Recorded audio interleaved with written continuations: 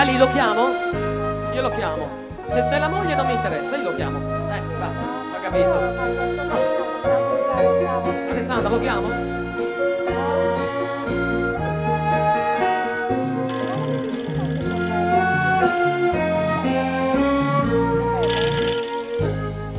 Pronto? Pronto? Ciao, sono io. Ah, buonasera dottore. Amore mio. Sì, mi dica. Non resistevo più, pensavo a te. Direi che è importante. Quando verrai, Adesso non so, dipende. non parlare se lì c'è lei. Infatti. Lascia parlare me, di sì o no. Certamente.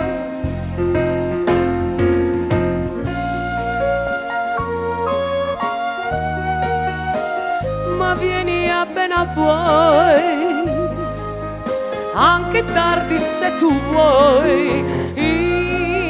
Intanto non dormirei, quanto mi manchi non sai.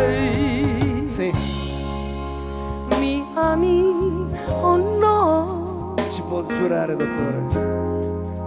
Io di più. No, no, no, non credo. Ma lei adesso dov'è? Vicino a te. Sì, sì, senz'altro. Senz'altro.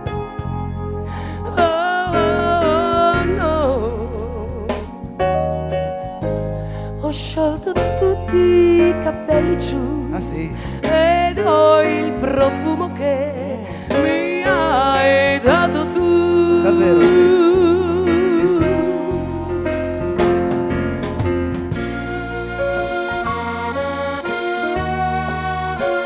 Ma vieni almeno per un po', non ho sonno, non mi sveglierai. Sì. Di quello che vuoi, però stasera non dirmi no.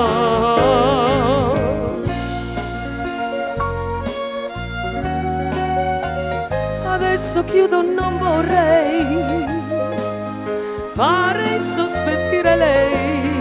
Amore, io sono qui e potrei anche morire. No, no, stia tranquillo. Stia tranquillo dottore.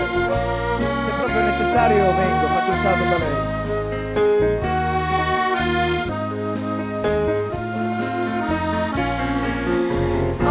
Amore, io sono qui e potrei anche Sì, sì, sì. Buonasera dottore, arrivo. morire.